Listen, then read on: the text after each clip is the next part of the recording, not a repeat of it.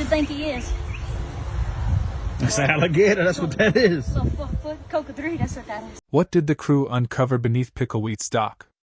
And why is this discovery leaving everyone speechless?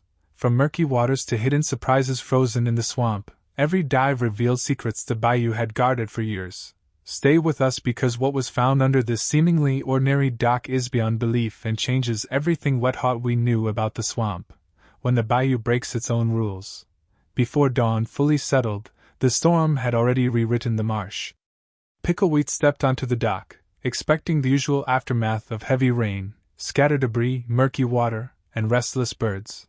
Instead, the Bayou felt restrained, as if it were holding its breath. The cypress knees stood half-submerged at unfamiliar angles, and the waterline sat higher than any storm memory she carried. It was not destruction that unsettled her. It was order where chaos should have been. Beneath the dock, the water produced a sound that did not belong. It was not the hollow knock off floating logs, nor the sharp scrape off shells dragged by current. The vibration came in pulses, spaced too evenly, faint but persistent. Pickle leaned closer, palm pressed to the weathered planks, and felt the tremor travel through the wood. Swamps shifted constantly, but they did not hum, and they certainly did not pulse with rhythm. The wildlife confirmed something was wrong. Frogs that usually announced sunrise remained silent. Fish did not break the surface. Even insects seemed displaced, clustering higher along the reeds as though avoiding the water entirely. Pickle had learned the Bayou by watching what left before danger arrived. This time, everything had already withdrawn. The absence spoke louder than noise ever could. As daylight strengthened, the water revealed subtle patterns that should not exist. Ripples moved against the current. Fine silt lifted from the bottom in narrow spirals, then settled again, as if disturbed by something just out of sight. Pickle traced the disturbance to a precise point beneath the dock. Storms scattered debris randomly, but this disruption centered itself as if the marsh had been nudged from below. Years of working these waters taught her that the Bayou reacted long before it revealed. Sudden sinkholes, trapped air pockets, and buried debris all announced themselves differently. This felt deliberate. The swamp was not collapsing. It was adjusting. The thought unsettled her more than any hurricane ever had. When the pulsing sound faded just as abruptly as it had begun, the water smoothed itself unnaturally fast. The Bayou returned to stillness, but the tension lingered. Pickle stood alone on the dock, staring into water that looked unchanged, knowing instinctively that something beneath had shifted and was now waiting. If the Bayou was reacting rather than recovering, what exactly had the storm uncovered beneath her feet? Stay with us as the mystery deepens. A man-made object where none should be. Picklewett's hand hovered over the water, eyes fixed on a subtle glint beneath the dock's murky depths. It was impossible to ignore. She waded carefully into the shallows, feeling the thick mud pull at her boots. Something metallic rested just below the surface, a perfect rectangle covered in years-off grime and swamp growth. Her heart thumped with both excitement and disbelief. Swamps buried things all the time, but this did not resemble driftwood or lost equipment. This object had been placed deliberately. Troy joined her, kneeling beside the dock, and they worked together to pry at the earth surrounding it. Mud clung like a second skin as they unearthed the container. Its edges were sharp, perfectly square, and completely sealed. Rust mottled the metal, yet the craftsmanship was undeniable.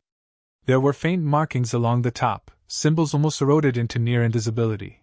They did not match any standard industrial codes, no known manufacturer, nothing that should exist in that place.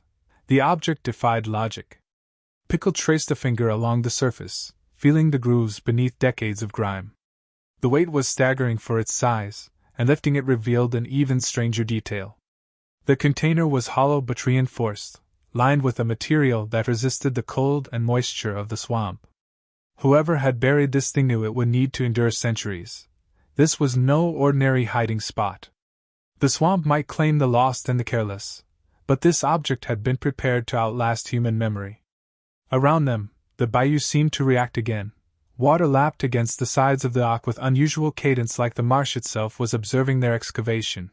Frogs appeared along the edges, hesitant, almost curious, and even Aharon perched nearby, unusually still. Pickle noted the pattern, recalling the strange calm and the pulsing vibrations from the storm the night before. The swamp was not passive.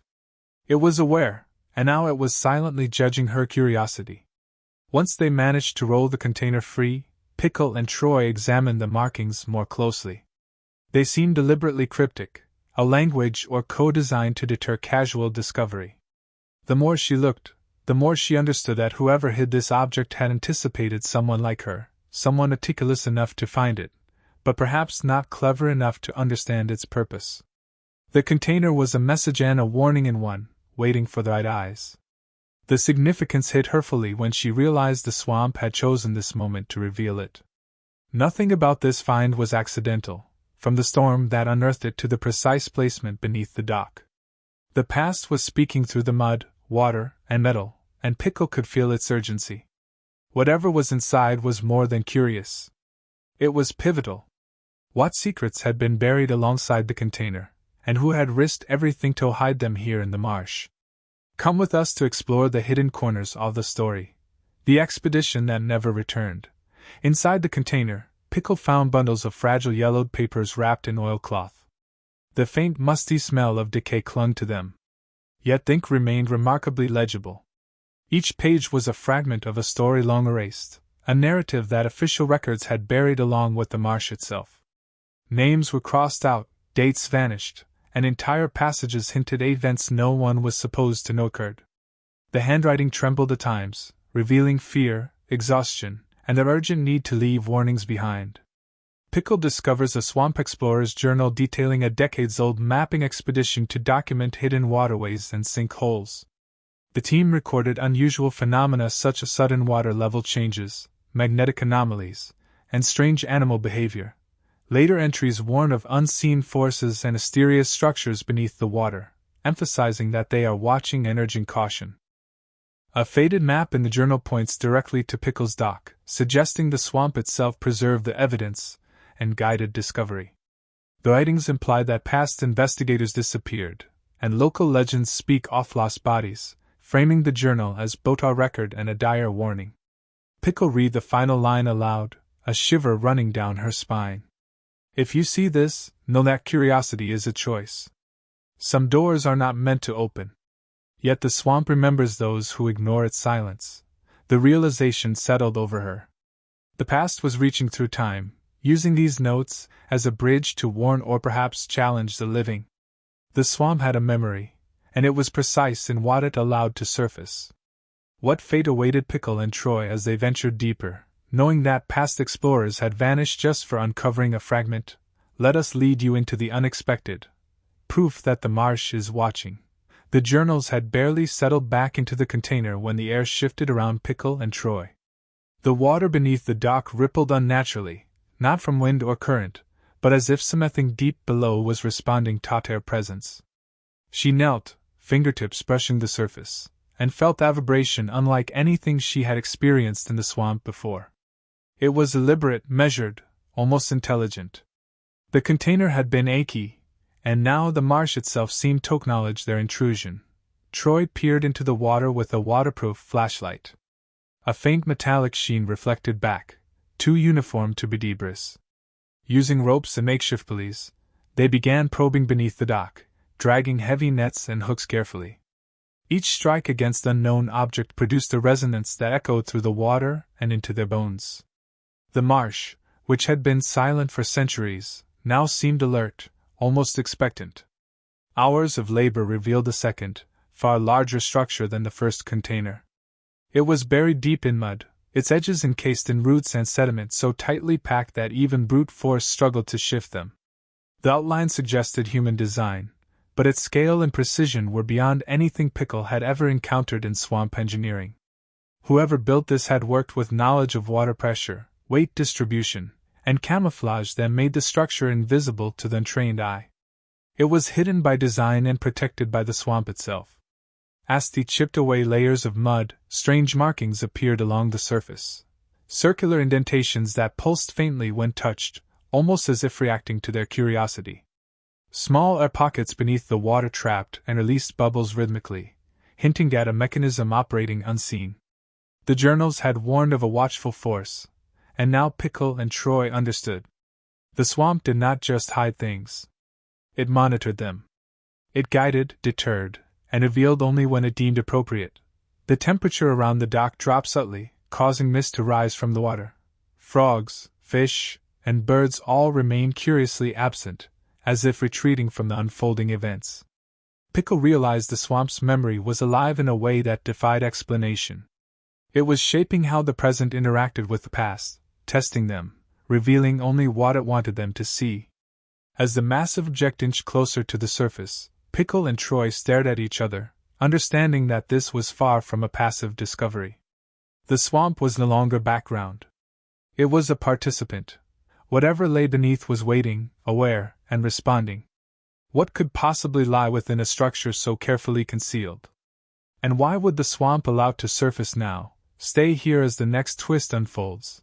The door that was never meant to open. As the massive structure finally broke the surface, a perfect square of metal and stone revealed itself beneath the dock, almost impossibly intact. Pickle's breath caught at the unnatural precision of the edges. The way moss and sediment clung selectively as if the swamp itself had protected the entrance. The air grew thick, heavy with the scent of damp earth and something else, metallic yet alive. Troy reached for the first latch, and it resisted, locked in a mechanism older than either could comprehend. With careful movements, they pried the hatch open, revealing a narrow passage ascending into darkness. The walls were impossibly smooth, carved with geometric patterns that seemed to shimmer in the flashlight's beam. Silence enveloped them, not the natural quiet of the swamp, but a deliberate void, as though the world above had been cut off entirely. Every sound off movement echoed unnaturally, emphasizing the isolation. Inside, faint traces of life persisted. Tools left in hasty abandonment, faint scorch marks on the floor, and evidence of air flow circulating from deep below. It was clear this place had been used, maintained, and forgotten by forces outside human knowledge. Pickle realized the swamp had not only concealed it, it had protected it until the right moment, until the right eyes arrived. The underground structure was not a relic of the past.